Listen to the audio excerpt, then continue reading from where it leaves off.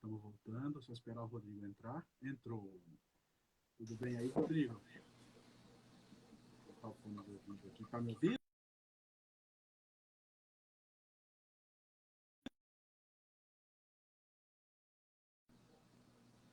João. Vindo? Acho que não estão me vendo, né? Deixa eu dar uma paradinha aí. Mas será que não tá me vendo? Ah, não tá me vendo. Agora tá me vendo. Pronto. Um dia a gente aprende. Tá com sede, né? Quando a gente aprender, vai surgir uma tecnologia nova e a gente não vai saber usar também. É sempre assim. Ai, que legal. E você tá com, pelo visto, você tá com muita Por isso sede, que né? nada substitui os livros, né? É uma tecnologia antiga. E veja, não tem nada melhor no mundo do que você estabelecer relacionamentos com quem já morreu. Porque essas pessoas jamais vão te cansar. Então você acorda animada, pega o Platão, delicia com o Platão, cansa do Platão, fecha o Platão, põe na estante. Então, que você está vendo que eu estou criando situações emocionais para justificar o que a gente está fazendo hoje, né? Eu ainda não superei o fato que a gente está injustificável, fazendo live de escravidão no Dia dos Namorados, mas... Que, aliás, é injustificável, né? No Dia dos Namorados falar sobre escravidão, né? Ô, Rodrigo, antes da gente voltar lá, eu estava lendo naqueles documentos, aqueles textos que você me passou, e eu já tinha visto em alguns vídeos sobre essa questão da escravidão, né? Que antes da gente... Que eu, diferentemente do Rodrigo, eu tenho que me preparar para poder vir conversar, né? Porque eu não tenho esse nível ainda. Também, você viu que eu separei os livros, que eu separei os capítulos.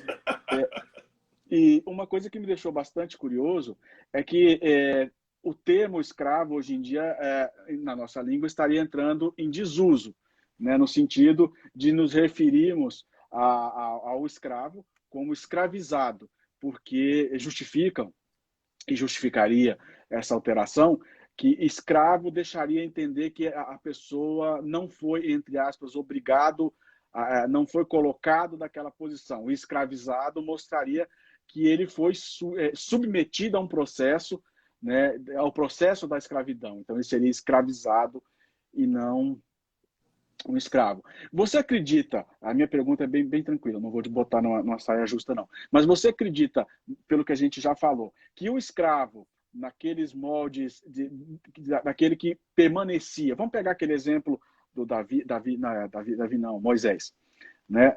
Que ele tinha 6 anos, no 7º ele seria liberto, aquele exemplo que você deu do brinco.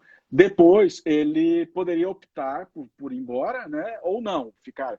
Nesse caso, você acredita que a gente poderia adotar essa para nos referir exclusivamente a esse tipo de escravo, né?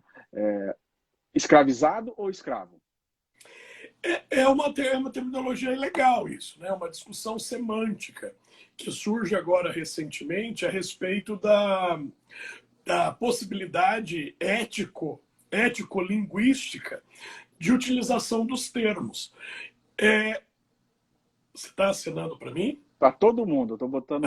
Legal. Tchau, João. A questão é o seguinte, é aquela velha discussão. Logicamente que isso está envolvido a questão do politicamente correto, e é uma coisa que eu detesto, mas em determinadas circunstâncias, o termo escravizado ele é muito melhor em algumas acepções, né, do que a palavra escravo. Porque, veja, é aquela discussão que a gente aprende quando a gente tem a nossa primeira aula de inglês. E a gente descobre que o verbo ser, em inglês, também é o verbo estar. E aí a gente fala assim, meu Deus, que língua bárbara é essa? Porque, efetivamente, o português, como uma língua neolatina, tem um verbo situacional e um verbo essencial, né? O ser escravo ou estar escravo. Ser escravizado ou estar escravizado. Então, isso é interessante. Né? Como o francês também, né? O être em francês vai colocar para a gente aí. O escravo é escravo ou ele está escravizado por alguma circunstância? Então, o escravo parece muito mais uma questão de ser, né? E o escravizado estar. Como somente acho que na antiguidade a gente pode colocar isso com um pouco de certeza de que as pessoas optavam por estar escravas. Então eu acho que escravizado é um termo que coloca, que é legal, é bom usar, né? Porque na antiguidade, na modernidade, vai ficar perigoso você falar assim que nas condições em que os escravos eram tratados na América, alguém querer ser uma coisa dessas, né? Só se fosse uma pessoa desvirtuada patologicamente ou tarada no masoquismo, mas esses conceitos são todos do século XIX, assim como o nosso conceito de abolição também vai surgir no século XIX. Perfeito. Tem algumas perguntinhas, mas vamos falar da Guerra de Espartacus? Ou você tem alguma coisa Antes para do colocar? Espartacus, deixa eu comentar sobre uma lei que vai... A relação, veja, a relação civil. E aí, meus alunos de direito civil, a relação estabelecida entre credor e devedor ela era chamada de nexus, ou nexum, nexo causal, né? Também essa palavra nexo, ela era utilizada para se falar da situação do devedor escravizado, do devedor que foi escravizado pelo credor. Então, o direito romano usava a palavra nexum nesse sentido. Até que aconteceu um babado na sociedade romana e os cônsules, à época, fizeram passar uma lei que foi aprovada nos comícios populares, porque quem aprovava a lei em Roma era o povo, não era o Senado, né? As leis eram de iniciativa privada, as leis eram criadas por pessoas e submetidas à votação nos comícios, e a situação foi o seguinte: havia um grande credor em Roma chamado Caio Pubílio, e ele tinha um devedor. Este devedor era chamado Lúcio, e era de uma família importante em Roma, da família Papíria. E Lúcio não conseguiu honrar o seu compromisso financeiro que tinha com Pubílio e se transformou em seu escravo. A partir do momento em que Lúcio foi escravizado, Pubílio se apaixonou por ele ou desenvolveu um desejo sexual muito forte por ele e começou a investir ou obrigá-lo a ter relações sexuais. E veja, como o Lúcio antes tinha sido uma pessoa livre, ele achava esse comportamento absolutamente indigno. Tanto que ele foge da domus do Pubílio e vai até os magistrados. Os magistrados naquele ano, os cônsules daquele ano, eram um parente afastado dele, chamado Lúcio, também chamado Lúcio Papírio, e Caio Petélio, né? E eles propõem uma lei chamada Lex Petelia Papíria de Nexo, que vai resolver essa questão. Hoje ninguém mais fala da Lex Petelia Papírio, da Lex Papíria. A Lex chamava Lex Petelia Papíria porque foi proposta por Lúcio Papírio e Caio Petélio. Então, Lex Petelia Papírio. E esta lei, ela estabelecia: a execução do credor só pode recair sobre os bens do devedor e não mais sobre a pessoa. Esta lei, ela é promulgada por volta de 320 anos antes de Cristo e se torna um divisor para todas as formulações jurídicas posteriores, né? Imagina, acaba com a escravidão por dívida em Roma. E isso vai ser um avanço civilizatório muito grande. Bom, 200 anos depois da Lex Petelia Papíria, entre pessoas escravizadas, nas guerras internas que Roma lutava, guerra contra Cartago, guerra contra os samitas, vários conflitos que a República enfrentou, os escravos se rebelavam contra os seus senhores.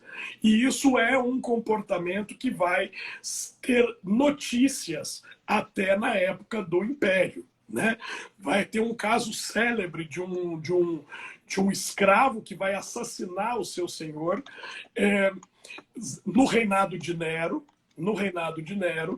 E este escravo, e Nero vai promover a execução legal. Né, que se um escravo se volta contra o seu senhor, todos os escravos da casa, independente do status, têm que ser crucificados. Né? E o que aconteceu sob Nero foi mais ou menos isso que aconteceu com Lúcio Papírio. Né? O senhor queria que o escravo, além de trabalhar, trabalhasse também em outro sentido, trabalhasse, vamos dizer assim, deitado. no leito. Né? Se bem que leito é uma coisa tão nossa, né? Os romanos nem usavam essa palavra. Mas isso acontece com Nero. Mas a mais famosa de todas as rebeliões de escravos nem foi aquelas que aconteceram na época das 12 tábuas, mas foi exatamente o que aconteceu com Espartaco. Né? Nós não sabemos o nome real dele. Espartaco é o nome dele enquanto gladiador, é o nome dele de escravo. Nós sabemos que ele era um trácio, então ele veio capturado de onde hoje é aquela região da Iugoslávia. Nossa, Iugoslávia, nem existe mais isso. Bulgária, Sérvia, Montenegro. Agora eu contei minha idade mesmo, né? Imagina, eu veio da Iugoslávia, que as pessoas hoje em dia nem sabem o que é General Tito, nem quem sabe quem que é Iugoslávia. Nem existe mais isso. Bom, enfim, ele veio daquela região. Existem lendas em torno de quem ele era e como ele foi parar em Roma. Né? Alguns acham que ele era um chefe de algum povo trácio, lá da Bósnia, da Bósnia-Herzegovina, Leste do europeu Montenegro, ali. do leste. Né? Outros acham que ele simplesmente foi um preso político que acabou sendo escravo, tal. E só sei que ele foi parar no mercado de escravos no sul da Itália, numa das cidades ali circunvesuvianas, né? Ali perto de Pompeia, ali daquela região lá. E aí, numa cidade chamada Capua, havia um Ludus. Ludus era uma escola de gladiadores, é uma escola de treinamento de escravos para lutar nas arenas. Basicamente, todas as cidades, as grandes cidades romanas, aquelas que tinham o título de município, tinham uma arena, sabe aquele anfiteatro? Que ou faziam peças de teatro ou havia lutas de gladiadores, de animais, corridas de biga e tal. E em Capua havia um Ludus, também em Nápoles havia um Ludus, havia um grande teatro. E o Bassiato comprou o Spartacus numa feira de escravos. Não sei se ele era forte, não sei se ele era grande. As lendas dizem que não, que ele não se destacava pelas suas aptidões físicas. Mas eu também não entendo, também não é isso. Nós estamos falando isso de 73 antes de Cristo, 73 anos antes de Cristo. Eu não entendo por que o Bassiato comprou uma pessoa que não tinha, já que ele era dono de uma escola de gladiadores, ele comprou uma pessoa que não se destacava fisicamente. Também são as lendas, também, os mistérios da antiguidade. Espartaco, ele vai se sobressair aos outros gladiadores do Bassiato, e aí nós vamos ter gladiadores que ficaram famosos na época, né? Espartaco é um deles, Criso é um deles, né? Crixus, né? Crixus, que era um gaulês, que também fazia parte dos escravos do Bassiato, e ele vai colocar o Espartaco para lutar, e o Espartaco vai ganhar várias lutas, vai fazer parte desse Ludus, dessa escola de gladiadores, e vai trazer muita fama e muito dinheiro para o seu dono. Até que, mais ou menos no ano 73, mais ou menos não, no ano 73, isso é bem datado, os escravos do Ludus, ou seja, os gladiadores, se revoltam contra o tratamento que lhes é dado, porque eles eram escravos e também há uma grande força histórica que conta que eles eram abusados sexualmente também pelas famílias patrícias, né? Abusados não só pelos donos, mas por mulheres da alta sociedade e tal, que os gladiadores tinham uma função meio de, sei lá o que, como é que chama? Prostituto? Eles vendiam até perfume, né, com cheiro do Do gladiador, né? suor, é verdade. Sim, sim, sim. Era uma coisa meio complicada. E aí eles vão se revoltar e o primeiro movimento vai ser destruir o Ludus. Então todos os gladiadores matam os seus guardas, os seus vigias, e matam Baciato e sua esposa, que eram os donos daquele lugar, e se tornam assim, tipo uma guerrilha, né? Uma guerrilha no sul da Itália. Em cada cidade que eles vão, eles fazem o mesmo procedimento. Eles matam o dono, pegam os escravos todos para formar um bando, né? E eles se transformam numa grande aglomeração de pessoas, né? Então, existem estimativas de que uma rebelião que começa com 15 gladiadores se torna, em um ano, um conglomerado de 30 mil pessoas. De 30 a 40 mil pessoas. De escravos que fugiam dos seus donos e iam pedir proteção ao Espartaco. Então, veja, aquilo que começa como uma falange guerreira, né? Lutadores, gladiadores, passa a ser uma massa disforme de pessoas, com velhos, mulheres, crianças, pessoas que não tinham condição de lutar. E aonde era como um enxame de gafanhotos, para onde eles iam, eles destruíam, até por uma questão de sobrevivência, porque eles tinham que comer, eles tinham o que vestir, né? Nós estamos falando da Europa, então imagina os invernos rigorosos, então eles iam parecendo uns enxames de gafanhoto e iam destruindo. Até que o Senado resolveu falar assim, não, isso está passando de todos os limites do mundo, e enviou legiões. E todas as legiões que enviavam eram destruídas. O que fazia com que o nome do Espartaco, que era o grande líder da rebelião, Espartaco e Criso, o nome deles virasse tipo uma lenda, né? Lembra quando a gente falou quando Nero se matou, quando descobriu que quem estava chegando em Roma era o general Galba, só pelo citar o nome dele, ele ficou aterrorizado. Então isso virou um nome Espartaco para os escravizados, o símbolo da liberdade. Só que Espartacus não conseguia gerir a sua própria gente ali, porque era muita gente que pedia e eles queriam lutar. Diz a lenda que Espartacus queria atravessar a Itália e voltar para o seu lugar de origem lá no leste da Europa. Só que esse exército, vamos chamar de exército, porque a história resolve chamar essa rebelião de Terceira Guerra. Terceira Guerra Servil, Terceira Guerra dos Escravos.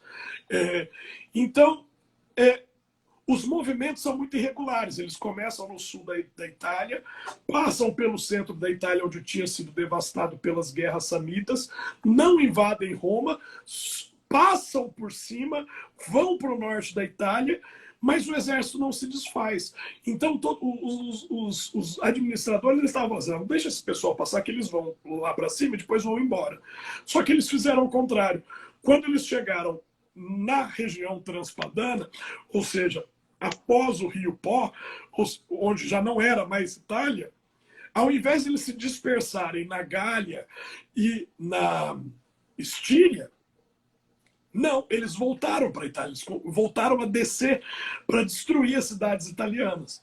E aí o exército romano, né, que tinha sofrido basicamente 4 derrotas grotescas, né, derrotas humilhantes, né? Imagina o exército no auge da sua formação, que é o final da República, com as legiões treinadas, com generais experientes, sendo derrotados por um bando de escravos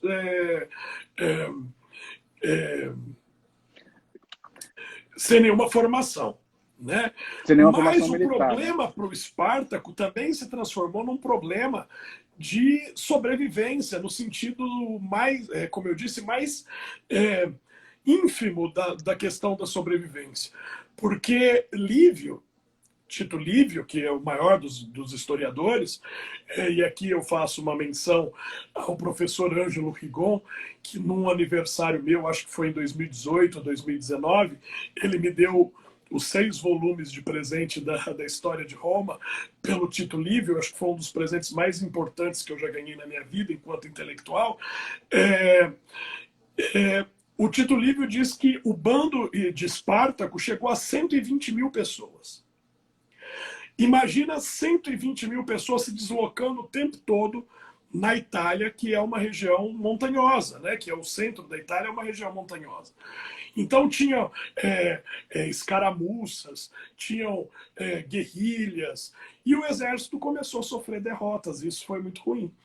Até que um dos grandes magistrados, né, de Roma, que foi a pessoa mais rica que o mundo já conheceu, rico em termos de riqueza mesmo, né, de poder, e a gente está falando de escravo, né, escravo tem a ver com produção, tem a ver com dinheiro também, né, que foi Marco Licínio Crasso. Marco Licínio Crasso, ele, sem sombra de dúvidas, e isso os grandes economistas do final do século XIX, começo do século XX, inclusive Keynes, né, que foi um grande intelectual inglês que desenvolveu teorias econômicas importantíssimas a partir de Adam Smith, de John Stuart Mill, de Karl Marx, né, Keynes diz que a maior fortuna calculável em termos de documentação histórica foi a de Crasso, que ele era praticamente dono de todo o território romano, no sentido de ter casas de aluguel, de ter os mais diferentes tipos de investimento, minas de minério, de minérios preciosos, como ouro e prata, rotas de comércio com o Oriente, tudo era dominado por Crasso. E veja, 70 anos antes de Cristo, 2 generais estavam disputando o poder em Roma a ponto de abalar a estrutura da organização para os escravos assumirem, como Espartaco fez, bem pensado.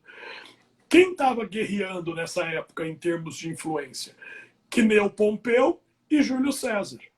Então, para evitar aquela tensão entre Júlio César e Pompeu, Pompeu foi mandado para a Síria, no Oriente, e Júlio César foi mandado para a França, para onde hoje é a França, que eram as Gálias. Então, os 2 principais generais que estavam em conflito foram retirados de Roma, exatamente na época em que os escravos se rebelam. E o Senado ficou mandando milhões de cartas, tanto para Júlio César quanto para Pompeu, pedindo para eles voltarem. Até que o Crasso, que era um banqueiro, um rico, né? Diz um professor, aquele professor de economia, como é que chama aquele professor de economia que lançou uns livros, Piketty, uns Não livros conheço. modernos sobre economia, sobre o conceito acho que é Thomas Piketty, disse que perto de Crasso, Bill Gates era pobre, né? Então uma pessoa só é pobre ou rica em comparada à outra, né? Então uma pessoa ninguém está pobre, né? Ou ninguém é pobre ou rico. A pessoa está pobre ou rica, aquela discussão, em comparação. E Crasso, que ferrava os cavalos da sua tropa com prata, que decorava, né, os adereços dos cavalos e dos soldados com pedras preciosas, né, se propõe a guerrear contra Espartaco, a formar um exército particular, sem custas para o Estado romano, e para o enfrentamento direto com o Espartaco, né?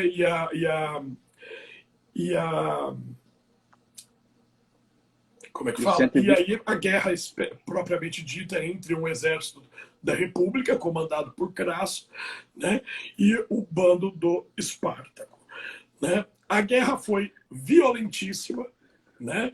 A guerra se deu na região do Piceno, entre os Picenos, da onde a família do avô materno da minha avó Teresa veio, né? Avô Entre materno. os Picenos, né?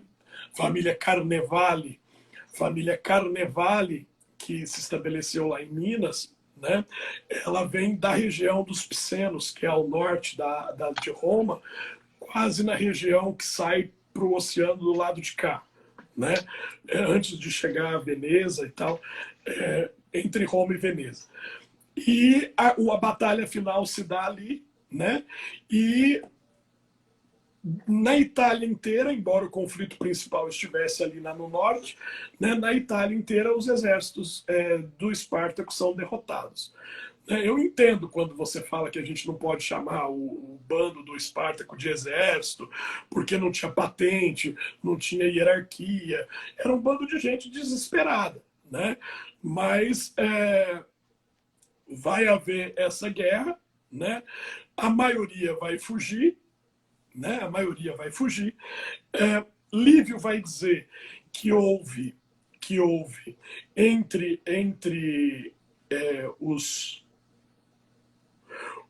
Os espartaxianos, né? gladiadores lá? O pessoal do Espartaco, houve muita deserção, a maioria fugiu, e o exército mesmo de guerreiros girava em torno de 15 mil.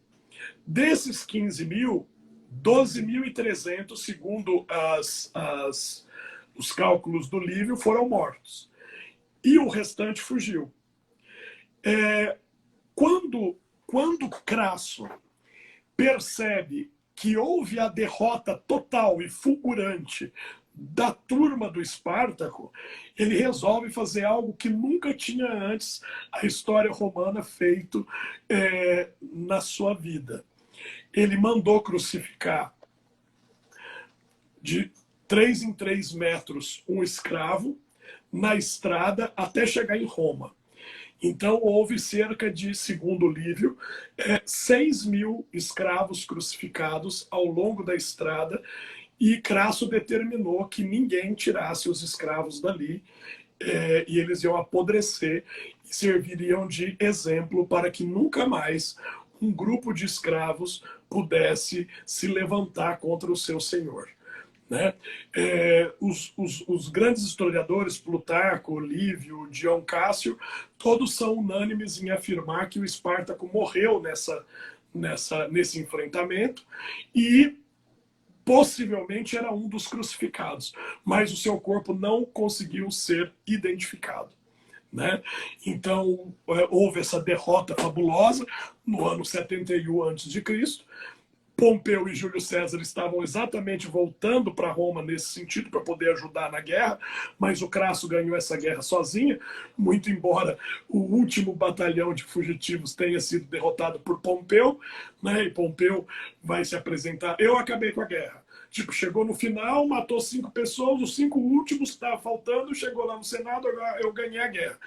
E o Crasso ficou na dele, que ele ia fazer um outro movimento político, como fez, né, no ano 55. Então, veja, de 71 a 55, todo o poder de Roma foi dividido por Júlio César, Pompeu e Crasso, sendo Crasso o mais velho e o fiel da balança, porque ele que patrocinava tudo. E a guerra contra Espartaco foi uma grande vitória da República, né? Grande vitória no sentido militar. Né? E os historiadores vão chamar essa união de Crasso, Pompeu e César de primeiro triunvirato. Né? Nós vamos ter o governo de três, né? Governo de três. Né? E o Crasso vai se transformar na peça-chave de equilíbrio entre os dois partidos políticos que havia em Roma. um representado por Pompeu, que é o Partido Conservador, chamado Optimates, e um representado por Júlio César, que eram os vanguardistas, que eram chamados de populares. Então, dois partidos políticos, duas grandes influências, que foram intermediadas por 15 anos pela presença desse banqueiro, Marco Licínio Crasso, que foi o responsável pela destruição do exército de Espartaco. Perfeito. Rodrigo, eu tenho algumas perguntinhas aqui. Essa pergunta que eu vou ler agora, eu acho que ela vem um pouco do romancismo que colocou, foi Hollywood colocou no filme Spartacus, né? Que, como você acabou de dizer, nós estamos falando aí de, na realidade, 15 mil lutadores, exagerando, porque é menos, acredito que tenha sido menos, mas numa massa de 120, até 120 mil pessoas. Então, nós estamos falando de 10% efetivamente lutava, né? Não é lutar, mas era treinado para luta, vamos colocar assim, né? E o resto fazia o que dava para fazer ali, né? Para se garantir. E a pergunta é seria verdade, é verdade que o exército espartano, o exército na verdade, o exército do Spartacus, era composto por casais? Ou isso não tem nada a ver? Casais? Casais. Não. Eu não sei se... Agora eu fiquei na dúvida se essa pergunta é sobre esse exército de Spartacus ou se o exército espartano. Acho que estão falando, né? O exército espartano, o exército de Esparta... Casais gays. Aqui tá casal. Hoje em dia poderia ser casal não, gay. Na verdade, não é nada disso. Essa história do casal gay é verdade. Era o exército sagrado de Tebas, liderado por Epaminondas. O exército de Esparta não era composto por casais gays, era composto por homens. O exército de Tebas, liderado por Epaminondas, se chamava Exército Sagrado de Tebas. Era composto por casais homossexuais. Por quê? Porque o tirano de Tebas, ele disse assim, quem é que vai até enfrentar tudo até a morte pelo outro? Não um colega de militar, não um colega, mas o parceiro. E esse exército, ele ganhou todas, até que foi destruído por Filipe da Macedônia, pai do Alexandre o Grande. Isso 350 anos antes de Cristo. Quando o Filipe da Macedônia derrotou o exército de Tebas, ele foi até o lugar da derrota desse exército, a maioria dos soldados estavam mortos de mãos dadas, né? E chorou. E mandou fazer um funeral público de glórias divinas para esse exército. Ele derrotou apenas por uma questão estratégica, porque se ele não submetesse todas as cidades e estados sob o controle da Macedônia, ele não conseguiria guerrear contra os persas, que eram os inimigos que vinham do outro lado do mundo, né, que invadiam Atenas, invadiam Esparta, invadiam todos os lugares. Então, o Filipe propôs a hegemonia da Macedônia para enfrentar os persas, e os tebanos não queriam. Né? Eles queriam a independência das cidades como sempre foi. Atenas com Atenas, Tebas com Tebas, Esparta com Esparta. No filme dos espartanos, aquele filme dos espartanos, mostra quando Leônidas, né, Leônidas de Esparta, guerreia contra os persas numa situação extremamente desvantajosa. Mas isso foi muito antes de Filipe. Isso foi quando a Pérsia começou a invadir a Grécia. O exército sagrado de casais é de Tebas, liderados por Epaminondas de Tebas. E ele que vai fazer, eles vão guerrear, vão ganhar. Na verdade, aquele filme de Esparta deveria ter sido... aquela guerra específica foi uma guerra de quem lutou foi Tebas, não foi Esparta. E quem ganhou foi o Epaminondas, mas por não querer se submeter a Filipe... Filipe os destruiu. E era a peça, vamos dizer assim, a arma secreta dos gregos, era o exército de Tebas, que era considerado invencível.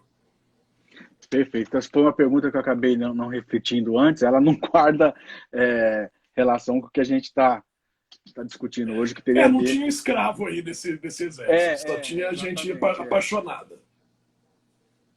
Porque não temos uma política efetiva de representação. Tá, tem outras perguntas que estão aqui, mas eu vou deixar para a gente entrar nelas na próxima live, no final da próxima live, que é quando a gente vai estar tratando mais do final da escravidão negra, né, e da questão da escravidão mais atual, vamos assim colocar, que eu acho que aí vai ter bastante curiosidade. Inclusive, a gente pode trazer alguns julgados, Rodrigo. Eu posso selecionar alguns aqui, que tem muita questão que a gente pode suscitar. Por exemplo, né, se você vincular de alguma forma mais que 30% ou mais um percentual maior do salário da pessoa para pagar a dívida, se isso pode ser considerado uma espécie de escravidão moderna, né? Bem moderna. Michael Sandel, naquele livro que é Justiça, Fazendo a Coisa Certa, ele vai colocar a carga tributária como a escravidão moderna, né? Com a escravidão atual. Nós somos escravos do Estado, a gente só não percebe que nós somos escravos, porque a questão tributária é diluída nas relações, não é cobrado de uma vez só, mas ele diz que a obrigatoriedade do tributo é a escravidão. É o mesmo princípio da escravidão. E veja, Michael Sandel, até recentemente eu vi uma entrevista dele com Pedro Bial.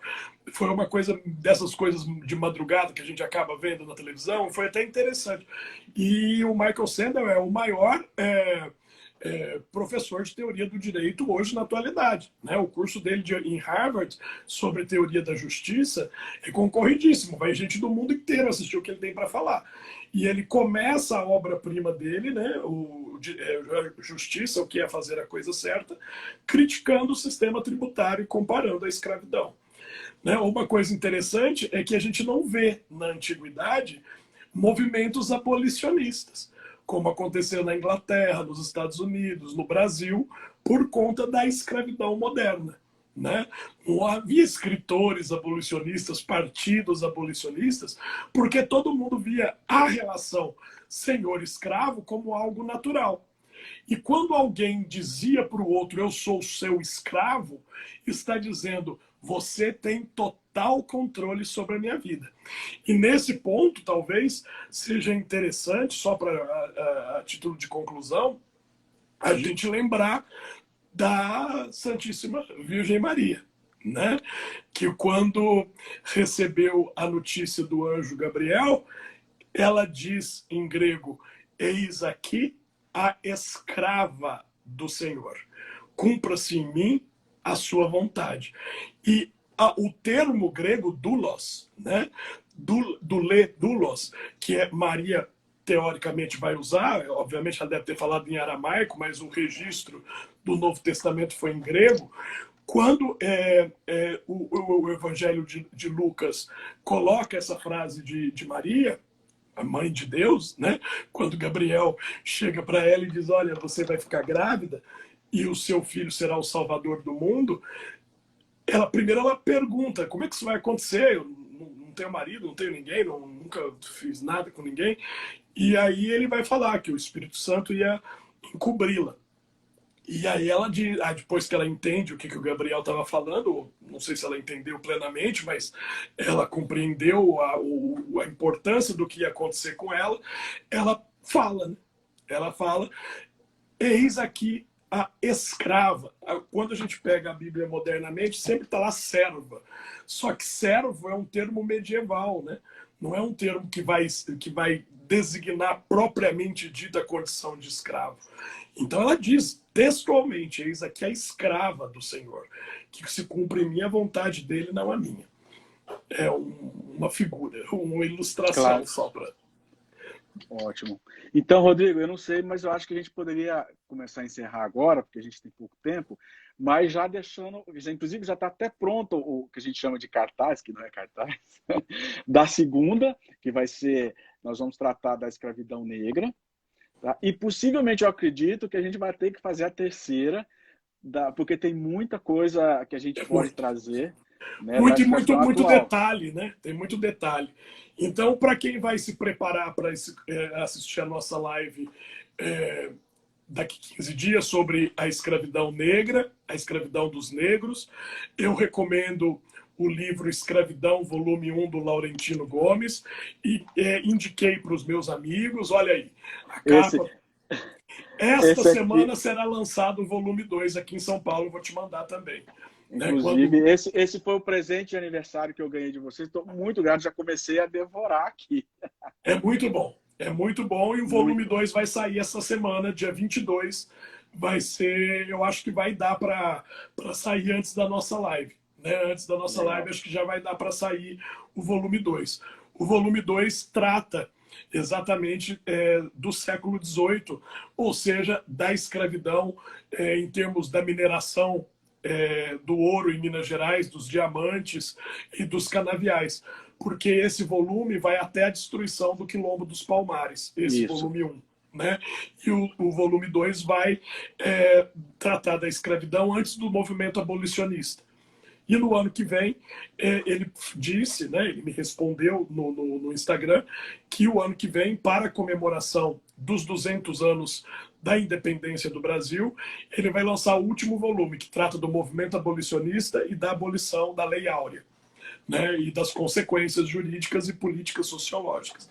Mas Laurentino Gomes na cabeça, todo mundo se preparando, lendo, que é essencial, além de ser um livro absolutamente bem escrito, né? Sim. Fico feliz em poder recomendar. E eu agradeço demais esse presente que você me deu. Sempre ótimos presentes que você... Eu tenho ainda... não vou falar a época, mas eu tenho um presente que você me deu, ainda escuto até hoje.